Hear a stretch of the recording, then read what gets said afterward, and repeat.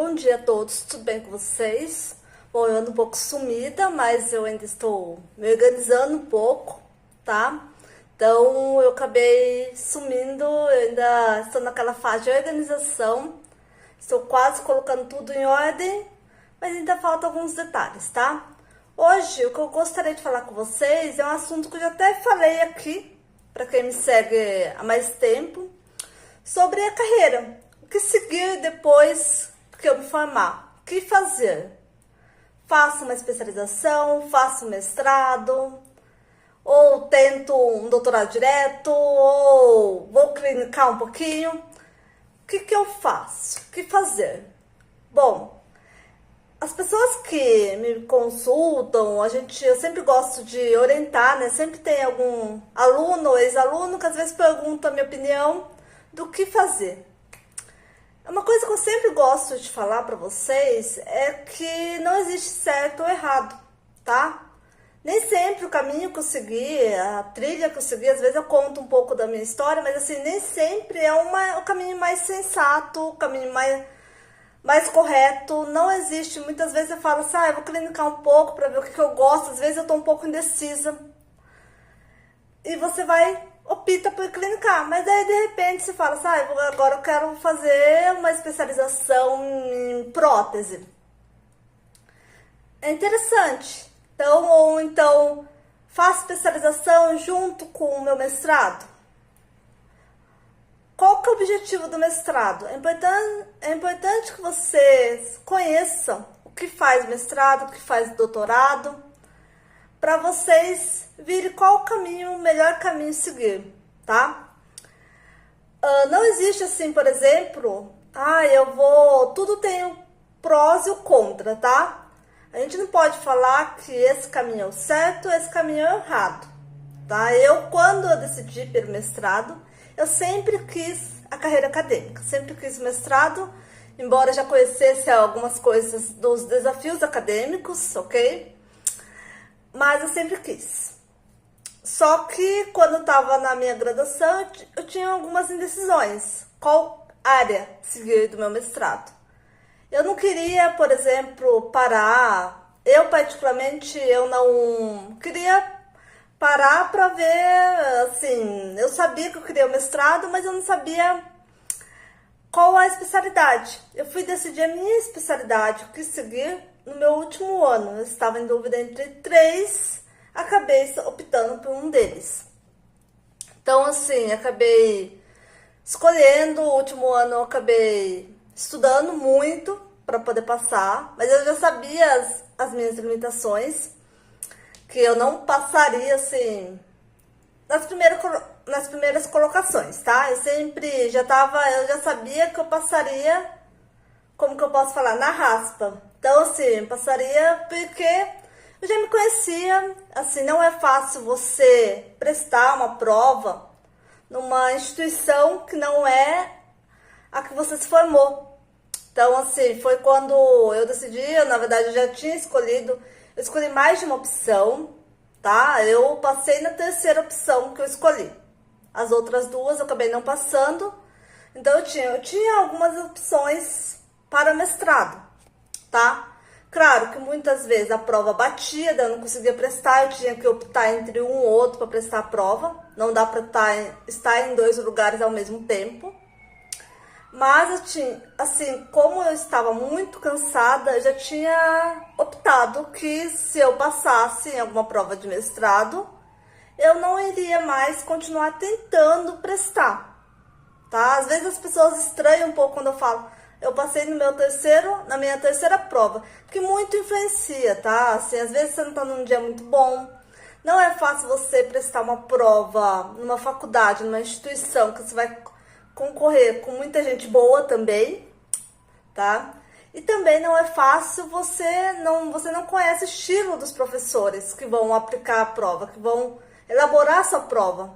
Então, assim, quando você, por exemplo, muitos já me perguntaram, você acha mais fácil prestar na faculdade onde eu me formei? Com certeza é mais fácil.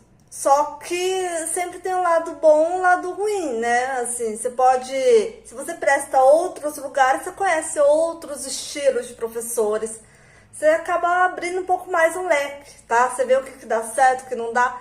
Uma coisa que um professor meu falou na época da minha pós-graduação, nunca esqueço que ele falou assim: aqui vocês vão fazer do nosso jeito, mas lá fora, o que for bom você grava na sua cabeça, o que não for bom você abstrai, tá?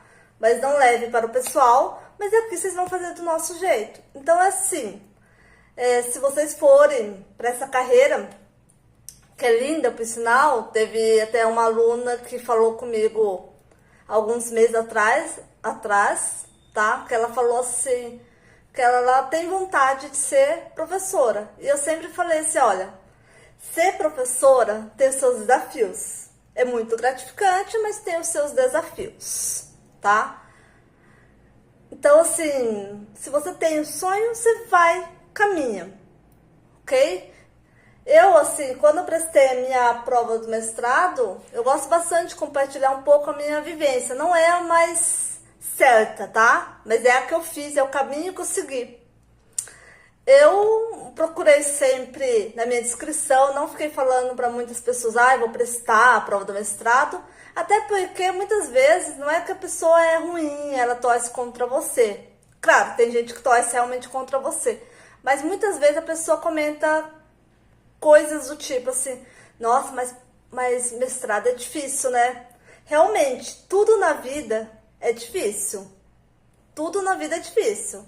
Viver é difícil. Então, assim, você tem que saber qual caminho você vai seguir. Se você tá na dúvida, por exemplo, eu não sei se eu faço especialização de prótese ou pério, gosto dos dois. Então, assim, o caminho, muitas vezes eu falo assim, é melhor então você clinicar um pouco para você saber qual escolher. Porque muitas vezes é difícil a gente se frustrar, e depois no meio do caminho a especialização é uma coisa mais cara, mais custosa e custa também seu tempo, tá? Além do dinheiro. E você fala assim, não era isso que eu queria fazer, tá? Eu conheço colegas que depois de um tempo foram fazer outra especialização, muitas vezes porque o consultório necessitava que você tivesse aquela especialização. Eu tenho meu consultório e no meu consultório aparece bastante paciente de tal área.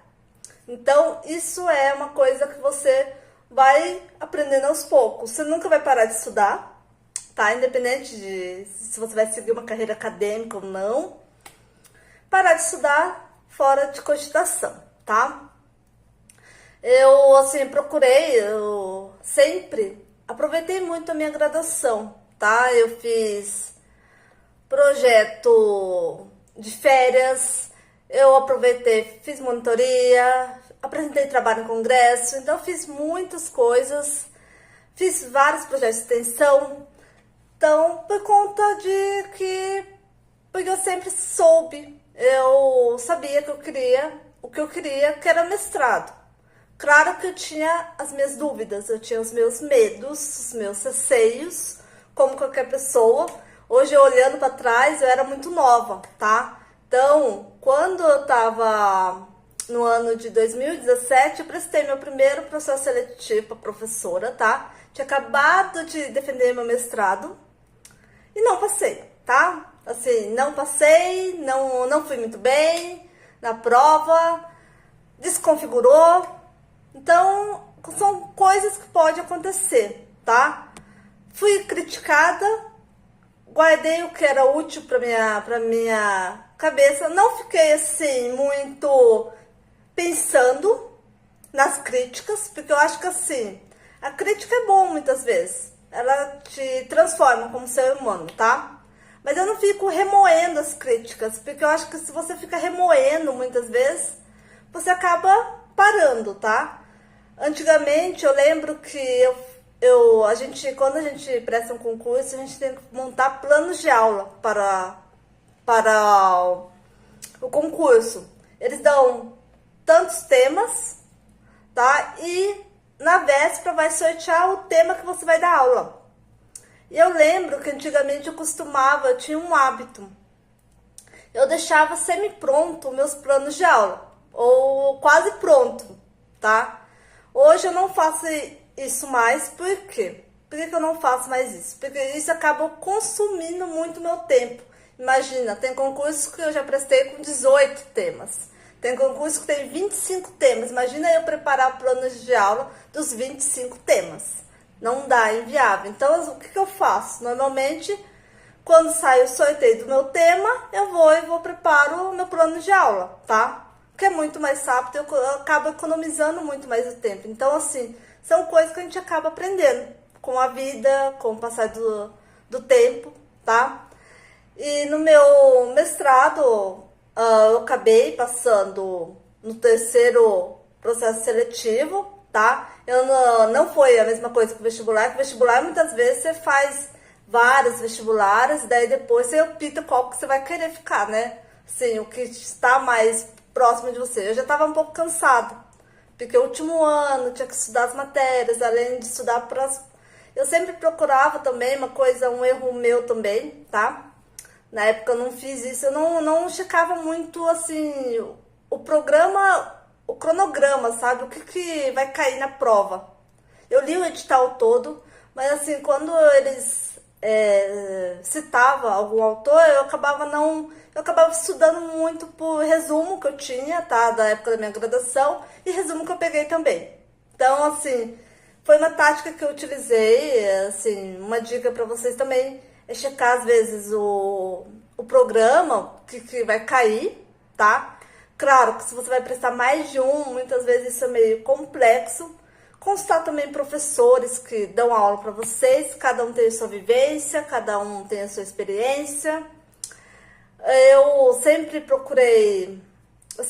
nunca fui uma aluna do tipo que os professores falavam que eu tinha vocação para docência, tá? Então, assim, eu sempre fui muito tímida, então eu acabei aprendendo muito no meu mestrado e no meu doutorado. A pessoa que eu sou hoje foi um conjunto tanto da graduação, quanto do mestrado, quanto do doutorado, tá? Então, assim, eu sou muito grata a isso e continuo aprendendo. Aprendi muito enquanto estive na Universidade de Alfenas, aprendi muito enquanto estive também em Lages, Santa Catarina, e atualmente aprendo, continuo sempre aprendendo e sempre aprimorando os meus conhecimentos. Bom, o que eu tinha para falar era isso, espero ter ajudado vocês um pouquinho, tá? Vou tentar gravar mais vídeos para vocês. Um beijo, dúvidas, sugestões, pode me escrever por aqui ou por direct.